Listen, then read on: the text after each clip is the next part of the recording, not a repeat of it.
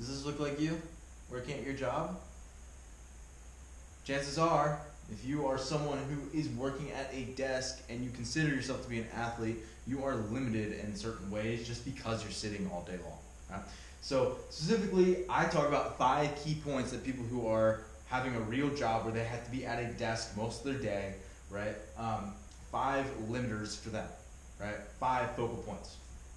Number 1, think about that posture that we're in all day long. Hips closed off, rounded over, neck forward, hands out in front. That's kind of that position that we're kind of up against, right? And obviously we can try to limit that. We can try to move around more, alternate from standing to, again, hitting these different positions and kind of avoiding being stationary rather than just avoiding sitting.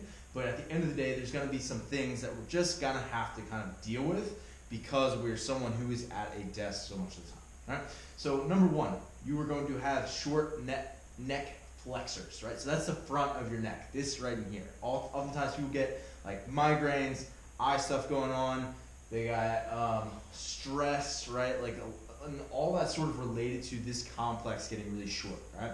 Because the neck's always forward, that's why these neck flexors get short, and the extensors through the back and the traps have to take over and try to pull your head back, and that's why it always feels like the back of your neck's hurting, right? And your traps are always blown up, and that's the reason why, is because your head's out in front all the time. So number 1, fix your head orientation, right? Get your head back so it's actually, your neck doesn't have to work so hard in the back, right? So that's gonna help that. In the process of doing that, you can do some neck stretches to open up. I'll link to all the stretches that I talked about today below. You can go check that out. And I also wrote an article. This is what I'm doing the video for, actually, right? So go check that out, all right? Number 2, keyboard warrior hands, right? So you got your, hands out in front so much of the time on a mouse, on your trackpad, on the keyboard, doing stuff, right? Look at that orientation. The arm is always out in front. So think about what's going to be limited, right? Out the back. And so also realize that your hands are always pronated, right? So again, like palms facing down, right? Especially if you're working on a keyboard a lot, right? Versus like ergonomically, like usually your wrist is fairly neutral, right? So palms down, it gives us some issues. And since we're always kind of moving our fingers around like this, we get some nasty extensors where it's just kind of get irritated. We can get carpal tunnel depending how we rest our hands. I get like a kind of a clicky finger where it like starts to bother like through the back of my wrist and things like that if I do too much. So number 1, just try to limit the amount that you can actually do that, but sometimes that's unavoidable. We can do things that open up, like gorilla grab stretches to kind of get the extensors, and other things to kind of work against that constant pronated nature. We're actually going into supination, getting again more of those like finger facing wrist stretches and kind of hyper supinated stretches. I'll link to them below. So that's the second part. Again, thinking about that position. Number 3, the tight chest, right? With my shoulders always forward. Think about that. That chest never gets stretched out, so it's going to be kind of chronically tight or probably short, right? So number 1 thing we can do is kind of open up, right? So with some different, actually like a bicep opener stretch where like behind you would be really good, again, because again, that's hitting both the shoulder, like the delt, but also like the bicep that ties into that across the forearm, but all the way into the chest as well. We'll do things like the bully stretch, like the arm behind you with a band that's pulling up, and then also like a chest stretch where you're actually going like behind like rings, like gymnastics rings up to your elbows, or just with some boxes. And again, those are all linked to below. All right. Next, think about that same position, rounded T-spine. So look at my back, right? T-spine is your thoracic spine. It's kind of like that mid-back, right? So that segment in the middle, right? Again, that's going to be a limiter for so many people, especially if you're someone who's trying to front squat, trying to overhead squat. Like, good luck getting your arms above your head with a rounded back like this. As soon as you unround that T-spine and have it be able to be actually, move to the appropriate range, you're going to have a world of difference in all your Olympic lifts. All right.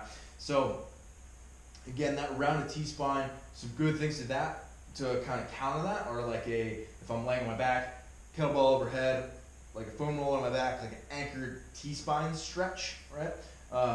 Or an elevated cat pose where, again, I'm trying to have hands out in front, I'm pushing my head down through the hole, and that is the goal, to open up that shoulder and to actually, also extend through the upper and thoracic spine. And then lastly, short and tight hip flexors, right? So you can see already I was kind of short, tight, closed off, right? Where I'm never really getting this extension through my hip. So obviously when I go to stand up, it's gonna be like, ugh, it's gonna be like super tight and closed off, both short and tight. All right. So some things we can do there.